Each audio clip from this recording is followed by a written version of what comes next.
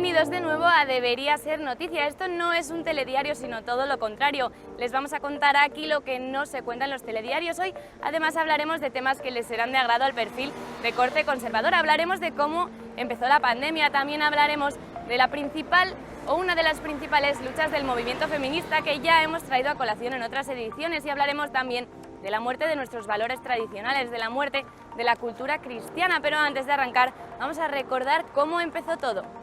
Yo lo que les puedo decir es que nosotros tenemos un sistema nacional de salud muy potente, que estamos preparados para hacer frente a cualquier situación y que no hay ninguna razón de salud pública que aconseje tomar ninguna medida o que impida la celebración de eventos de este tipo.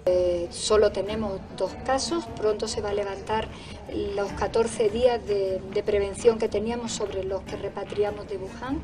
Y desde luego por razones sanitarias no. No hay ninguna razón de salud pública que impida celebrar un acontecimiento de estas características en nuestro país. Ni en Barcelona, ni en Cataluña, ni en España existe ninguna alarma sanitaria. Obviamente esto es una enfermedad, la gente tiene que preocuparse y tiene que tratar de no enfermar, pero sí estamos teniendo una preocupación excesiva a nivel poblacional. Pero eso no implica que sea una enfermedad de una gravedad excepcional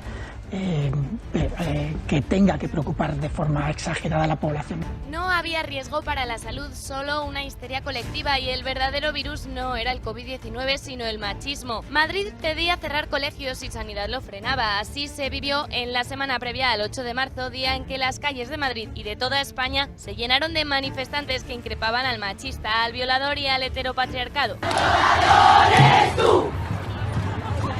¡El violador eres tú! No había riesgo y el propio Simón se lavó las manos como Pilatos. Yo no le recomiendo a nadie nada relacionado con una manifestación. Yo creo que cada uno tiene que expresar sus ideas como considere y que si consideran que tienen que estar en manifestación, que estén. Si consideran que no tienen que estar, que no estén. Si mi hijo me pregunta si puede ir, le voy a decir que haga lo que quiera. Y es que a las mujeres, tal y como dijo la vicepresidenta del gobierno, les iba la vida en el 8 de marzo. Así que les diría que les va la vida. Y como nos va la vida en lo colectivo, porque en lo individual nadie se salva solo, que tienen que formar parte de esto. Y parece ser que tenía razón, a muchas les fue la vida. Un mes después, 5.000 mujeres habían perdido la vida por el coronavirus y la cifra siguió aumentando porque en el 8M empezó todo. El empoderamiento femenino y la reivindicación de la lucha feminista arrancaron una lucha aún mayor, la de toda una sociedad que aún convive con el virus, que de haberse parado a tiempo no habría sido tan devastador. Y aunque el gobierno sí supo cuantificar la participación de las manifestaciones feministas, aún no ha querido contar la verdadera cifra de víctimas del que ahora sí parece ser el verdadero virus, el coronavirus. ¿Cuántas mujeres son? ¿Cuántas mujeres en realidad habrán perdido su trabajo por la mala gestión de la pandemia? ¿A cuántas realmente les ha ido la vida en ello? ¿Cuántas mujeres han perdido un familiar? ¿Cuántas se han desgastado en los pasillos de hospitales durante los meses de pandemia? ¿Dónde están esas cifras? La paradoja del 8 de marzo ha dejado a muchas mujeres ahogadas, y es que todo empezó ahí, todo empezó el 8 de marzo, el día que el gobierno cedió en priorizar su agenda a las necesidades reales de toda una sociedad. Y precisamente como todo empezó el 8 de marzo, hoy queremos traer a colación una de las principales luchas del movimiento feminista, que es el derecho al aborto. Ya en otra edición nos fuimos hasta la Clínica Dator, una de las principales clínicas abortistas de España, para contarle que durante los meses de confinamiento esta clínica siguió abierta para prestar sus servicios de primera necesidad. Pero hoy queremos hacer una pregunta: ¿qué pasa en el parto que mágicamente otorga derechos humanos al bebé? Derechos humanos. Tal vez crees que siempre los has tenido, pero estás equivocado pensando así. ¿Cómo los has obtenido? Pues del canal de parto mágico, claro. Aviso, este canal de parto no es de tamaño natural, por las dudas. Antes de que nazca el bebé o feto, no es un ser humano, obviamente. Pero después de que pase por el canal de parto, algo maravilloso sucede que lo transforma en una persona con derechos humanos. Observen, no es una persona, no es una persona, no es una persona, pero saliendo por el otro lado, una persona con derechos humanos. Felicidades, ahora tienes valor. No puedo decir lo mismo para este. ¿Qué es lo que sucede en el canal de parto que causa esa transformación tan mágica? Nadie lo sabe. Pero distintas teorías de la ciencia popular incluyen hadas, aliens o, por supuesto, un mini Big Bang. Yo creo que son hadas. No tiene derechos humanos, tiene derechos humanos. No tiene derechos humanos, tiene derechos humanos. Se entiende perfectamente. Gracias, canal de parto mágico. Ciencia. Lógica, magia, derechos humanos. Y es que el aborto sea una de las principales luchas del movimiento feminista es un sinsentido, ya que no se tiene en cuenta en absoluto a todas las mujeres. Un sinsentido que, por cierto, queda bastante bien revelado en el vídeo que les acabamos de mostrar. Pero dejando detrás ese vídeo, vamos a contarles una noticia de la que apenas se hizo eco la prensa, y es cómo la justicia mexicana dio un paso al frente, fallando en contra de despenalizar el aborto en uno de sus estados, en Veracruz. Presten atención.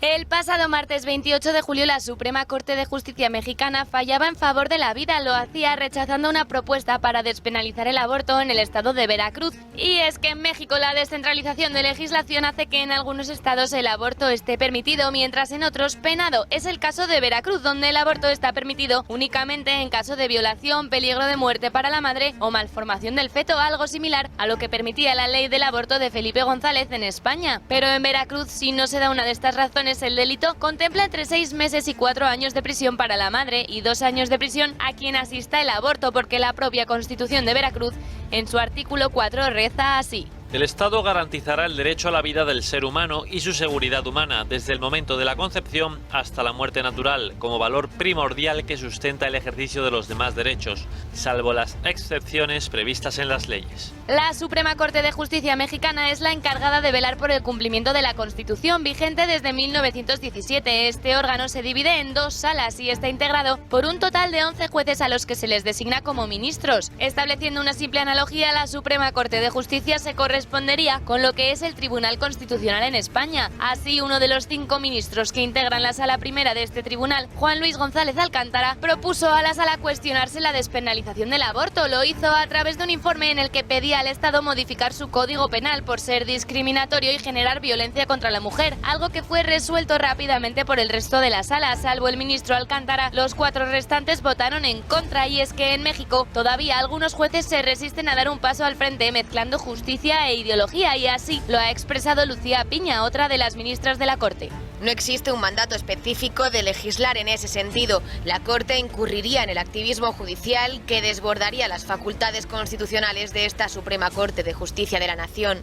Mientras tanto, en España, tras casi 40 años de vigencia de legislación sobre el aborto, el Tribunal Constitucional sigue sin pronunciarse. No lo hizo con la primera ley, aprobada en 1985 por el gobierno de Felipe González, en la que se contemplaba el derecho a abortar en los mismos casos que plantea la legislación de Veracruz, pero tampoco con la ley del gobierno de Zapatero, en la que se abría la vía ancha para el derecho al aborto, que ya algunos políticos como Irene Montero consideran un derecho fundamental y que, por cierto, el PP de Rajoy decidió no tocar. A día de hoy, gracias a la reforma del Código Penal y la ley de interrupción voluntaria del embarazo, cada año son asesinados en el seno materno alrededor de 95.000 bebés, que no pasarán a la historia ni serán recordados por nadie. Y mientras tanto, el Tribunal Constitucional sigue silente, sin amparar el derecho más fundamental de todos, el del derecho a la vida. Y es que a día de hoy el mundo está dividido: izquierda contra derecha, pro vida, pro aborto, progresistas, conservadores y tantas otras divisiones que acaban generando minorías que se convierten en minorías silenciadas, como es el caso, por ejemplo, de la minoría cristiana, que cada vez está más perseguida. Hoy vamos a hablar también de la muerte de la cultura cristiana, como el pilar de Occidente, uno de sus 3 pilares, junto con la cultura grecolatina y el latín, se va cayendo a trozos. Presten atención.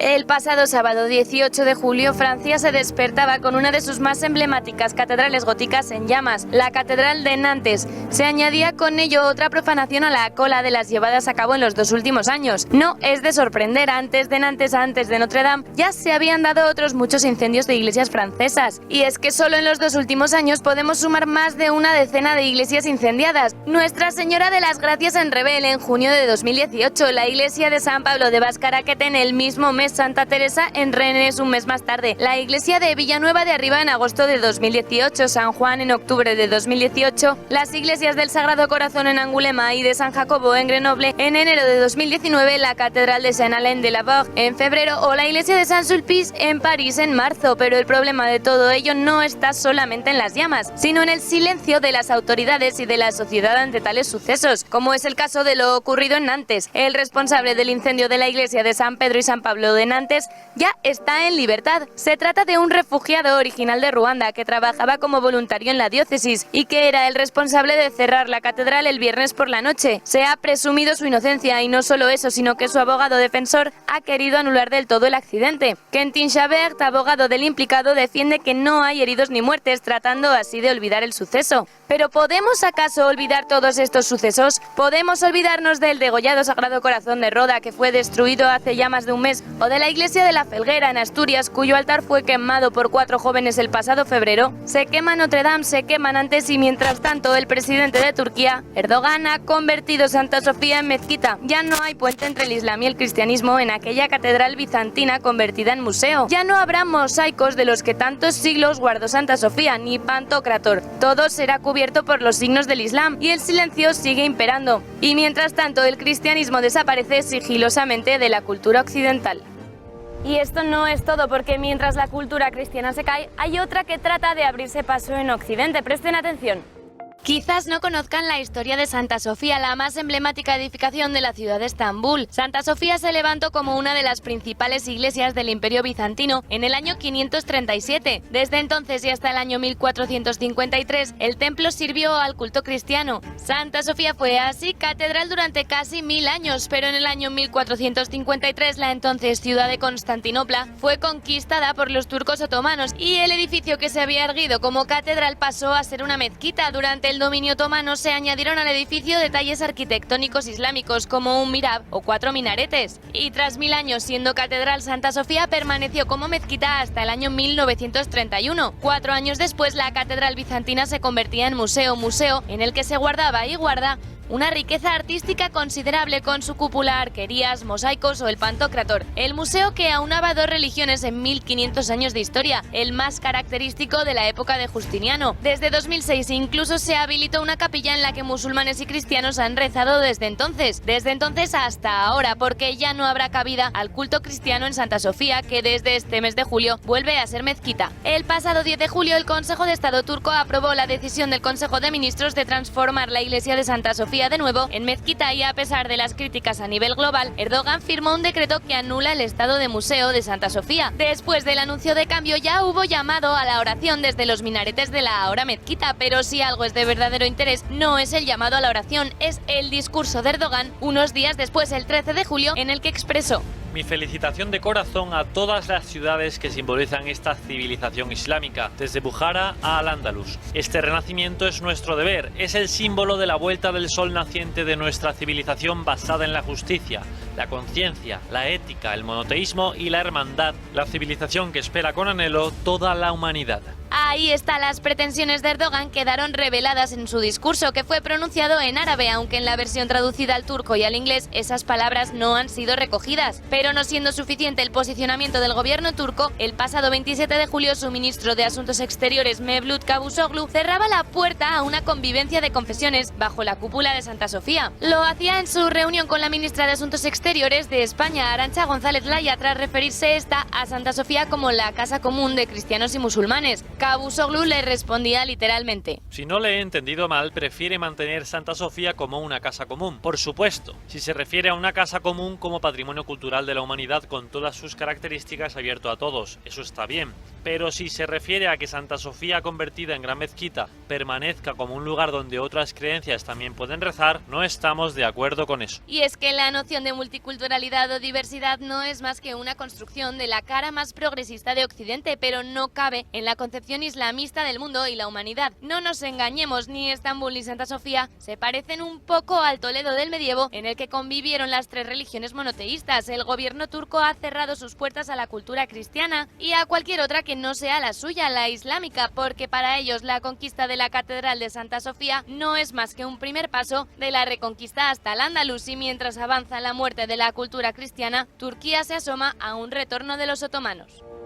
Y precisamente del declive de Europa hablaba Santiago Abascal, líder de Vox, hace ya un año en Atreju 2019, una convención organizada por el partido italiano Fratelli d'Italia. En esta convención Santiago Abascal afirmaba que el declive de Europa estaba llevando a nuestras naciones a un callejón sin salida. Presten atención. Pero es verdad que España tiene una ventaja. La ventaja es que España fue vacunada de la inmigración islámica durante 8 siglos de ocupación y 8 siglos de reconquista. Y la ventaja es que no hemos llegado a los niveles de inmigración islámica de los países del centro de Europa. Pero el problema es que España, una parte de los españoles, han dejado de quererse a sí mismos. La desventaja de España es el separatismo. La desventaja de España es un separatismo tolerado por las izquierdas y las derechas que han pactado sistemáticamente por él. Y por eso yo hoy, como dijo Benedicto XVI, esos valores son la levadura de Europa, sin la cual nuestra civilización pierde todo su sentido. Y quizá por eso vemos cada vez más una Europa más miserable, una Europa que ha perdido la fe, una Europa que no cree en nada, una Europa que no cree en sí misma, una Europa donde los debates se censuran, y pienso, por ejemplo, en la ideología de género, donde no se puede hablar del clima, donde hay nuevas religiones, y una Europa que valora cada vez menos la libertad de las naciones y de las personas para decidir qué hacen con sus vidas. Las oligarquías políticas, económicas y culturales europeas han traicionado a los europeos y están llevando a nuestras naciones a un callejón sin salida. Y por eso estamos todos aquí. Están llevando a los europeos y a nuestras naciones a un callejón sin salida, porque con las políticas relativistas están atacando la tradición cultural y religiosa europea. Y con las políticas de fronteras abiertas están erosionando la seguridad y la libertad en nuestras calles, muy especialmente para nuestras mujeres, y están destruyendo nuestra cultura y nuestra civilización. Las oligarquías europeas han abandonado a los franceses, a los belgas, a los holandeses, a los españoles, a los italianos. Nos atacan con impuestos masivos, nos gobiernan desde instancias que no hemos elegido, nos imponen políticas que no hemos votado, nos están robando la identidad cultural, el derecho a la propiedad, la familia, la nación, nos están robando Europa, la Europa que nosotros queremos, que es la verdadera Europa y no este fiasco multicultural en el que quieren convertir nuestro suelo. Y es aún peor. La situación es grave porque a todos aquellos que denunciamos la destrucción sistemática de Europa nos tratan como a delincuentes. Fíjense en la miserable criminalización de Víctor Orbán, a quien ayer pudisteis recibir aquí.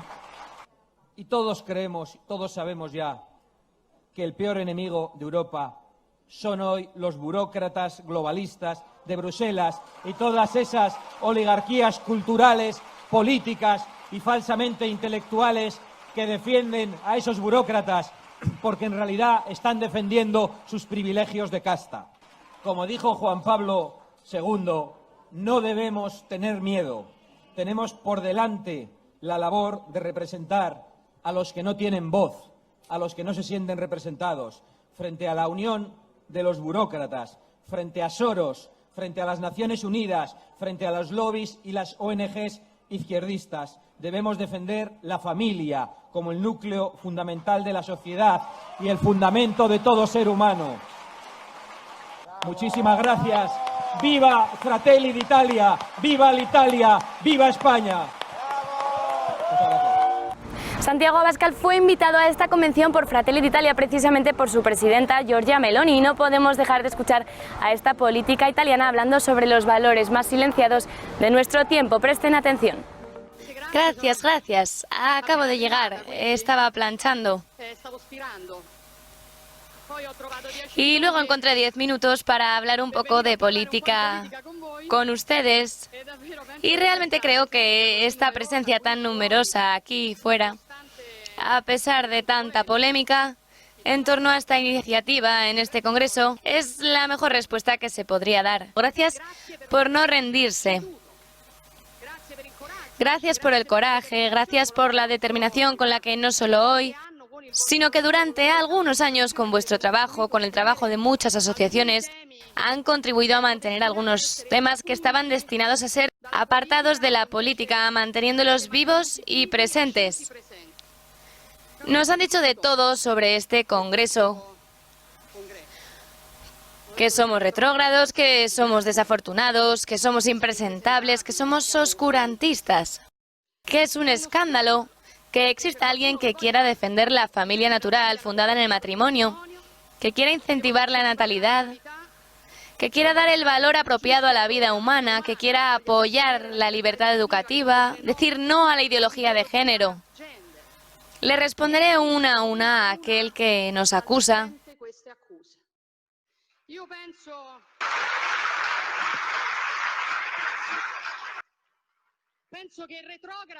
Pienso que retrógrado es quien intenta volver a traer la censura a Italia, haciendo que un encuentro de familia como este no se pueda llevar a cabo.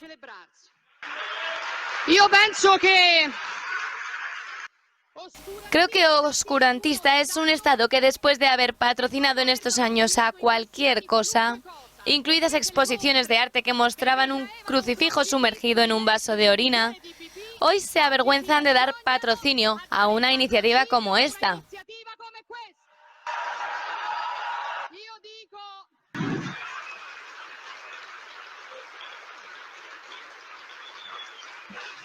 Digo que es desafortunado no tener otra cosa que hacer que venir aquí a insultarnos mientras intentamos hablar de qué hacer por la familia italiana, pero sobre todo digo que impresentables no somos nosotros. Impresentables son aquellos que apoyan prácticas como el útero en alquiler, el aborto en el 9º mes y el intento de bloquear el desarrollo de los niños con medicamentos a los 11 años. Eso es impresentable.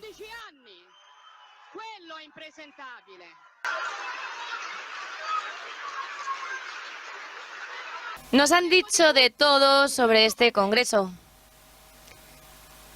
Nos han dicho de todo sobre este Congreso, que nosotros queremos limitar la libertad de las mujeres. Dicen que queremos a la mujer planchando. ¿Ustedes me ven en casa planchando? Digo, imagínense que yo, único secretario mujer de un partido político en Italia, si yo que me presenté embarazada a mi candidatura a la alcaldía de Roma y fui muy criticada por eso, pueden darse cuenta que si yo pienso que las mujeres deben ser regladas, no sé, es exactamente lo contrario. Nosotros queremos garantizar derechos que hoy no existen. El derecho de una mujer a ser madre sin tener que renunciar a tener un puesto de trabajo. El derecho de una mujer a ser madre y elegir no trabajar y no tener que morir de hambre.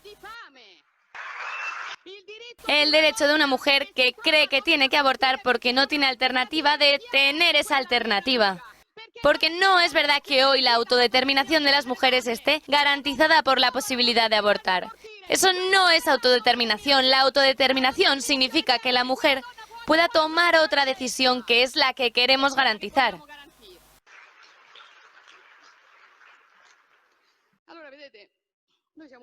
Entonces, estamos aquí para defender a las mujeres, para defender a las familias y pedir cosas que también llevamos al recinto parlamentario como Fratelli d'Italia, el partido que propuso recursos para la infancia, que creemos que debe ser más que los recursos para la ciudadanía, sinceramente. Los recursos para quienes traen un niño al mundo, porque aquellos que traen un niño al mundo hacen algo útil para toda la sociedad. Hemos pedido y propuesto que haya guarderías gratuitas abiertas hasta la hora que cierran las tiendas. También los sábados para dar la oportunidad a muchas madres que trabajan para tener una alternativa. Solicitamos la plena aplicación de la Ley 194 para la posibilidad de darle apoyo financiero a aquellas mujeres que estén embarazadas y que prefieren completar el embarazo incluso si quisieran dar a ese niño en adopción. Hemos pedido una moratoria en la sede de la ONU para declarar el útero en alquiler como un crimen universal, porque esa sí es una mortificación y violencia contra las mujeres. Queremos llevar a Europa este tema porque es escandaloso que Europa no tenga en sus líneas prioritarias de financiación el tema de la natalidad. La desnatalidad es el mayor problema de la Europa abierta. Si no la afrontamos, todo lo demás que hagamos no va a servir de nada. ¿Y por qué entonces? Si la Unión Europea tiene un programa Erasmus para la movilidad, tiene un programa Horizon para la investigación científica, ¿no puede tener un programa Familia para favorecer la natalidad, para invertir en recursos? Son todas las propuestas que hacemos. ¿Esto les parece tan loco? ¿Les parece tan oscurantista? ¿Les parece que queremos quitar derechos? El medievo, dicen. Entonces diré que es bueno contemplar el medievo, la época de las catedrales y de las abadías, la época en que nacieron las municipalidades, las universidades, el parlamento, la época de Dante, Petrarca, Boccaccio, la época de San Francisco y San Benito. Bueno, la gente que no sabe ni siquiera dónde está la ciudad de Matera, no esperemos que nos dé lecciones de historia, pongámoslo así. Nos han atacado en el plano personal. Yo también he sido atacada personalmente. Avergüénzate, dicen. Hablas de familia natural, fundada sobre el matrimonio y has tenido un hijo fuera del matrimonio. Es por eso que yo también estoy hablando de familias numerosas o tener un hijo único. Y miren qué paradójico cuando te dicen esto. Refuerzan la bondad de tu posición. Demuestra simplemente que lo que llevo adelante no lo hago por mí misma. Lo que llevo adelante lo hago porque lo considero útil para la sociedad italiana. Yo creo que es justo que el Estado incentive la familia natural, fundada sobre el matrimonio, y el punto es que si yo no me he casado, no pretendo que el Estado me reconozca a mí los privilegios que debe reconocer a una familia casada. Ese es el gran punto. Este es el punto, preste atención. El punto es que yo creo en una sociedad en la cual a cada elección que haces le siguen consecuencias. Tienes que asumir la responsabilidad. Yo rechazo una sociedad en la cual cada deseo se convierte en un derecho, cada capricho se convierte en un derecho y en la cual no tengo responsabilidades, solo derechos. Lo rechazo. Está mal.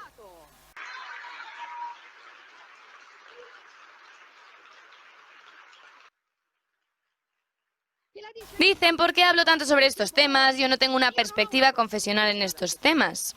Creo en Dios, pero no tengo una perspectiva confesional en estos temas. Dicen que debo tener una razón para hacerlo. Hago esta batalla como una laica con sentido común. Soy una persona habituada a hacerse preguntas, aunque sean incómodas, aunque sean profundas. Cuando me hago estas preguntas, quiero respuestas creíbles.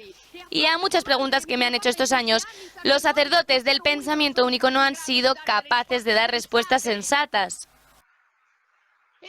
Y les puedo hacer decenas de estas preguntas. ¿Es justa una sociedad que gasta muchas más energías y recursos en encontrar modos inmediatos, fáciles, veloces para librarse de la vida humana antes que favorecerla? ¿Es normal y se le puede llamar civilización? ¿Es justo que mientras un cachorro de perro justamente recién nacido no debe separarse del seno de su madre, sin embargo, está bien hacerlo con un niño, hijo de una madre desesperada que lo vende comprada por dos hombres ricos?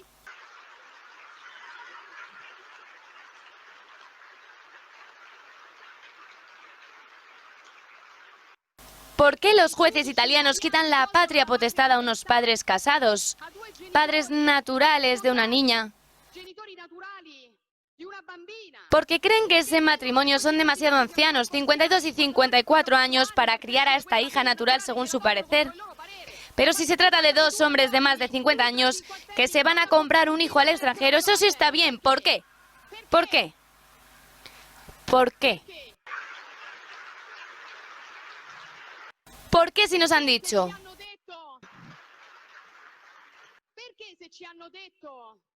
¿Por qué si nos han dicho que el papá de Luana Anglaro debía ser libre para desconectar lo que mantenía viva a su hija? Porque no hay padre que no sepa lo que es mejor, lo que es bueno para su hijo. Nadie sabe más que un padre lo que es bueno para su hijo. ¿Por qué el mismo derecho no es válido para los padres de Charlie Gard y de Alfie Evans?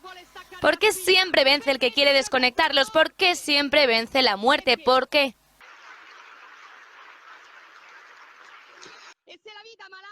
Si la vida enferma, si la vida de un niño enfermo como Alfie Evans es definida como inútil, ¿cuánto tiempo queda para definir como inútil la vida de una persona discapacitada, o un anciano, o de cualquiera que no se adapte al canon de perfecto consumidor?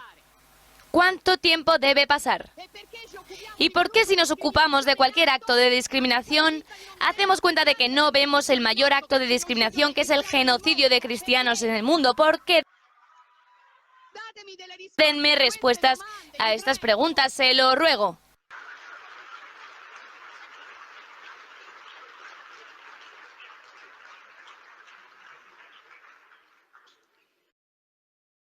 Podría hacer tantas otras preguntas. Encima de ellas está la que nos hacemos hoy. ¿Por qué la familia es un enemigo? ¿Por qué la familia da tanto miedo? Hay una respuesta única a todas estas preguntas, porque la familia nos define, porque es nuestra identidad. Porque todo lo que nos define en este tiempo es un enemigo, porque ellos no quieren que tengamos una identidad, ellos quieren que seamos solamente esclavos, consumidores perfectos. Entonces está bajo ataque la identidad nacional, está bajo ataque la identidad religiosa, está bajo ataque la identidad de género, está bajo ataque la identidad familiar. Ya no puedo definirme como italiana, cristiana, mujer y madre. No, ahora no es así, sino que me quieren definir como ciudadano X, género X, progenitor 1, progenitor 2, porque cuando somos solamente un número, cuando no tenemos identidad ni raíces, entonces seremos esclavos perfectos a merced de la gran especulación financiera, el consumidor perfecto. Esta es la razón por la cual hoy nosotros damos tanto miedo. Esta es la razón por la cual este Congreso de Familia da tanto miedo. Porque nosotros no queremos ser números, estamos aquí para decir que no somos números. Nosotros defenderemos el valor de la persona, de lo singular de cada persona humana, porque cada uno de nosotros tiene un código genético único e irrepetible, y esto es algo sagrado. Lo defenderemos a Dios, la patria, la familia, esto que da tanto asco a algunos. Lo haremos para defender nuestra libertad, porque no seremos más esclavos y simples consumidores a merced de la especulación financiera. Esta es nuestra misión y por eso he venido aquí. Escribí a Chesterton hace ya más de un siglo.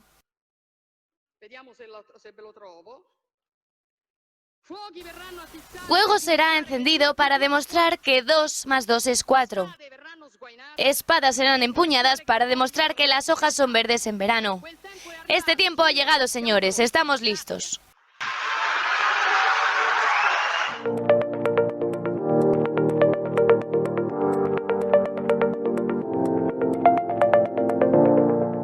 Afortunadamente todavía existen políticos que rescatan nuestras raíces, nuestra cultura, que huyen de la diversidad y de los tópicos de lo políticamente correcto, como lo ha hecho el presidente de los Estados Unidos, Donald Trump, a lo largo de toda su legislatura. Escuchen este breve discurso. En Estados Unidos no rendimos culto al gobierno, rendimos culto a Dios. Los padres fundadores invocaron a nuestro creador 4 veces en la Declaración de Independencia. 4 veces.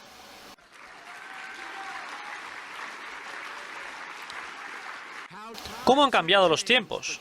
Pero ¿sabéis qué? Ahora están cambiando de nuevo. Recordadlo. Estamos parando en seco los ataques a los valores judio-cristianos. Nos acercamos al hermoso tiempo de Navidad, del que la gente ya no habla. No se usa la palabra Navidad, porque no es políticamente correcta. Vas a los grandes almacenes y dicen ¡Feliz Año Nuevo! U otras cosas. Todo será de color rojo, todo estará pintado de rojo, pero ¿sabéis qué? No dicen Navidad. ¿Sabéis qué? Vamos a volver a decir ¡Feliz Navidad! Y precisamente de corrección política es de lo que nos va a hablar Álvaro Bernarde. Escuchen. En este vídeo trataré de explicar por qué triunfa la corrección política. No obstante, no empecemos la casa por el tejado. Antes de nada tenemos que saber qué es la corrección política. Digamos que para definir la corrección política me voy a valer de una metáfora. Imaginemos una ventana. Como todos sabemos, las ventanas dejan pasar la luz. De este modo, la habitación en la que se encuentra una ventana se ilumina. Aunque no necesariamente de forma total, ya que puede haber rincones o recovecos de la habitación a los que no llegue la luz y que por tanto sigan estando oscuros. Por tanto, dentro de la habitación pueden coexistir la luz y la oscuridad. Pues bien, podríamos equiparar las zonas iluminadas con lo políticamente correcto y las zonas oscuras con lo políticamente incorrecto. Lo iluminado es lo que se puede decir, lo tolerable, lo seguro. Por el contrario, lo oscuro es lo vetado, lo peligroso, lo censurado, etc. Básicamente la corrección política traza una frontera para separar, para deslindar lo permisible de lo no permisible. Lo que queda dentro del círculo es lo permisible y por tanto puede ser dicho, y lo que queda fuera del círculo es lo no permisible y por tanto no puede ser dicho. En todo caso hay que subrayar que para trazar esta frontera que divide lo políticamente correcto de lo políticamente incorrecto no se atiende a criterios de validez o de veracidad. Es decir, no es políticamente correcto lo verdadero, lo cierto, y políticamente incorrecto lo erróneo, lo que está mal. Al contrario, podría decirse que hoy en día lo políticamente correcto, lo iluminado, son el lenguaje, las políticas y las medidas destinadas a evitar ofender o poner en desventaja a determinados colectivos o minorías de personas que se consideran pues más vulnerables. Aunque para ello haya que negar la más patente evidencia empírica, fáctica, científica, como queráis llamarlo. Es decir, lo políticamente correcto no es necesariamente verdadero o cierto, sino al contrario. Una vez sabemos qué es la corrección política, surge la siguiente pregunta. ¿Por qué triunfa la corrección política? ¿Por qué se impone la corrección política? Es decir, ¿qué mecanismos psicológicos entran en juego para que una persona, aun sabiendo que algo es cierto, no lo diga, rehúse a decirlo, para no ir en contra del criterio socialmente dominante? ¿Qué es lo que pasa dentro de la cabeza de la persona para que se comporte de esta forma? Teniendo en cuenta que el ser políticamente correcto no es sino una conducta de entre las miles de conductas que el ser humano puede realizar, es preciso que vayamos de lo general a lo particular. Por tanto, en primer lugar, vamos a explicar el porqué de la conducta humana en general, es decir, por qué actuamos como actuamos y no de otra forma distinta. Y en segundo lugar, una vez sepamos ya lo anterior, analizaremos una conducta humana en particular, a saber, por qué somos políticamente correctos. ¿Cómo se explica en general la conducta de las personas?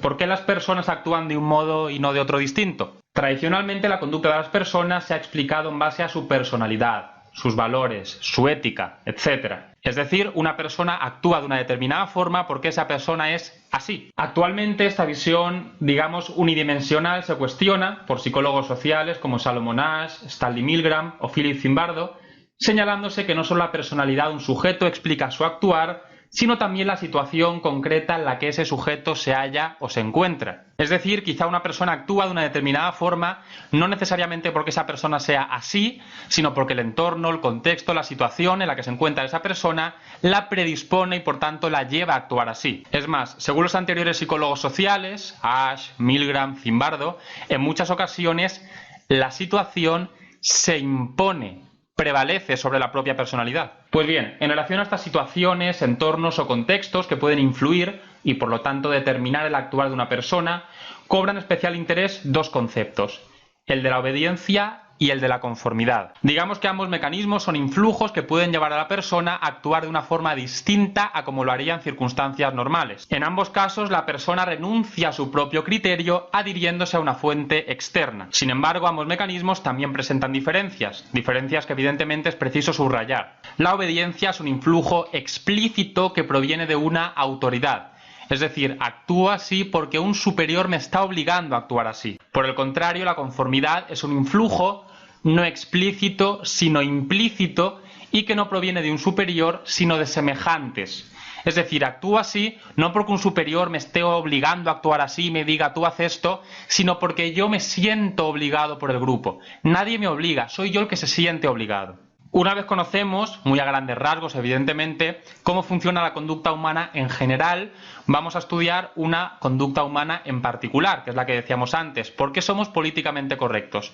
¿Cómo se explica que en ocasiones pues decidamos serlo? De entre todas las ideas y conceptos que acabamos de comentar, vamos a centrarnos en uno, la conformidad. ¿Por qué? Porque la corrección política triunfa y se impone gracias al mecanismo de la conformidad. O, en otras palabras, somos políticamente correctos porque nos conformamos. Bien, vamos a echar un vistazo a un experimento muy famoso de Salomon Asch sobre la conformidad. Conformidad.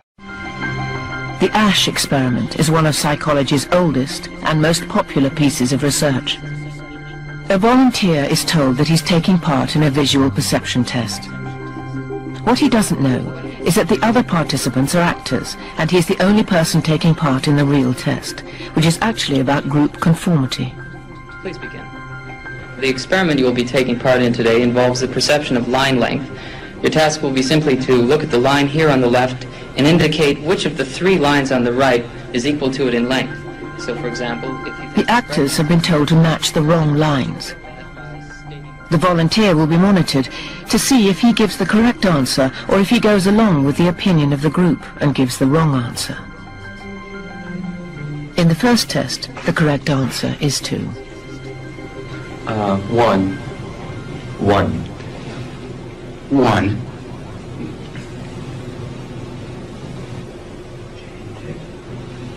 2. 1. Once again, the correct answer is 2. 3. 3.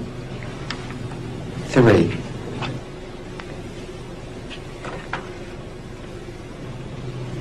3. 3. Y ahora escuchemos estas palabras de Jordan Peterson sobre la corrección política.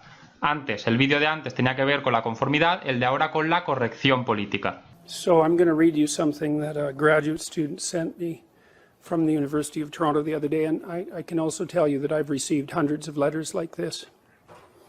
Today, I had a tutorial at the University of Toronto where I talked about Jordan Peterson. I brought up a video of a tall white man in his 30s who asked students at a university how they'd react if he told them he identified as a woman, as black, as short, and as 5 years old.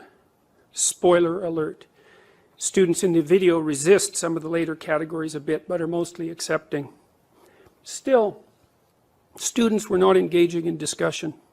I asked them why. One said it was because she was worried to share her opinion for fear of being singled out or saying something offensive. I asked who else was not speaking for that reason. The whole class put their hands up. They were afraid to speak their minds. Bastante parecido, ¿no? Podemos apreciar cómo los pasos que seguimos cuando nos conformamos son los mismos pasos que seguimos cuando somos políticamente correctos. En primera instancia, digamos que las personas involucradas en los vídeos intuyen que algo es falso. En el primer vídeo, la persona que está siendo objeto del experimento sabe que la línea escogida por las otras personas es la línea incorrecta. Su respuesta no es cierta. Y en el segundo vídeo, estos estudiantes saben perfectamente que este hombre alto, blanco y de 30 años no es una mujer negra enana de 5 años. Lo saben perfectamente. Y en segunda instancia, en ambos vídeos, digamos que las personas involucradas se callan, prefieren no decir nada y seguir a la masa, seguir al grupo. En el primer vídeo, la persona esta pone caras de incredulidad, de sorpresa, como no dando crédito a lo que las otras personas están diciendo, pero al final las sigue, es decir, acaba diciendo la línea incorrecta, la 3. Y en el segundo vídeo, los alumnos tampoco rechazan la descripción errónea o incorrecta que hace esta persona sobre sus rasgos físicos o biológicos. Por tanto, me doy cuenta de que algo es falso porque me doy cuenta y aún así no digo nada. Conformidad y corrección política. Pasa lo mismo en ambos supuestos. Pero ¿por qué nos conformamos? Conformidad que en ocasiones nos lleva a ser políticamente correctos. Tenemos que tener en cuenta que el ser humano es un ser social por naturaleza. En consecuencia, alejarse del criterio del grupo y por tanto quedarse solo, aislado, no es algo fácil. Tememos que si nos alejamos del grupo podamos ser ridiculizados, se puedan reír de nosotros, como le pasa a Ben Shapiro en esta situación. How can you argue that racism is not a driving factor in income inequality? Because it has nothing to do with race and everything to do with culture. And when you have a culture that doesn't... E incluso podemos llegar a temer que si nos alejamos del grupo podamos ser amenazados, coaccionados, intimidados, etc.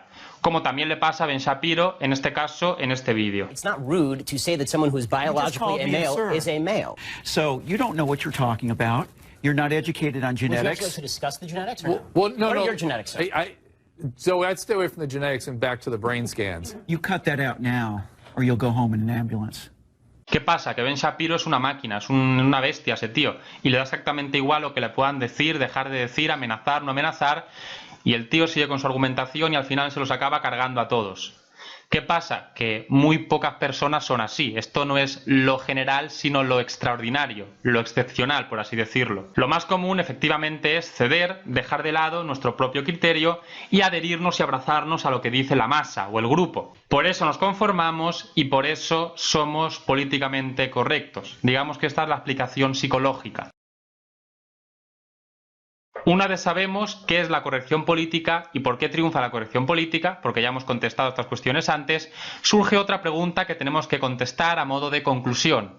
¿Qué consecuencias negativas se pueden derivar de la corrección política? ¿Qué peligros encierra dentro de sí a largo plazo la corrección política? Para contestar a esta pregunta vamos a analizar el proceso a través del cual se legisla, es decir, cómo algo, una propuesta, llega a convertirse en ley. Normalmente el derecho no surge de la nada. Digamos que primero hay un movimiento social que reclama algo y posteriormente ese algo que estaba siendo reclamado en la calle una y otra vez se acaba convirtiendo en ley. Pero, ¿por qué sucede esto? En teoría, se supone que los movimientos sociales acaban convirtiéndose en ley para crear un derecho funcional, un derecho que no esté desconectado de la realidad, un derecho que no caiga en la obsolescencia, etcétera, etcétera, etcétera. Esto no es cierto. En la práctica, lo que realmente sucede es que los movimientos sociales se convierten en ley para ganar votos. Imaginemos un determinado colectivo que exige una determinada medida. Llamémosla propuesta X.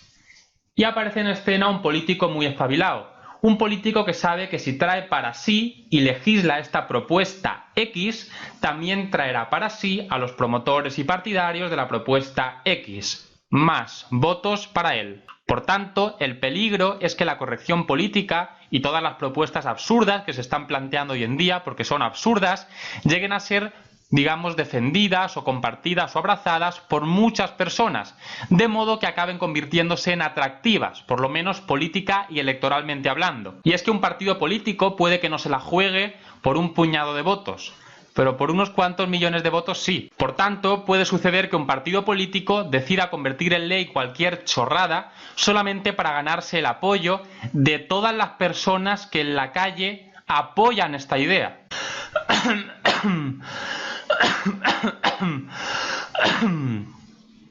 Y esto es muy peligroso, porque entonces el decir determinadas cosas dejaría de ser simplemente políticamente incorrecto, es decir, puedo decirlo, me van a mirar mal, pero puedo decirlo, para convertirse en ilegal. Ahora no puedo decirlo, y si lo digo me puedo meter en problemas muy serios. Y esto está empezando a pasar. Voy a citar algunos casos a los que alude un tío blanco hetero en su vídeo Pronombres trans y doctrinas totalitarias.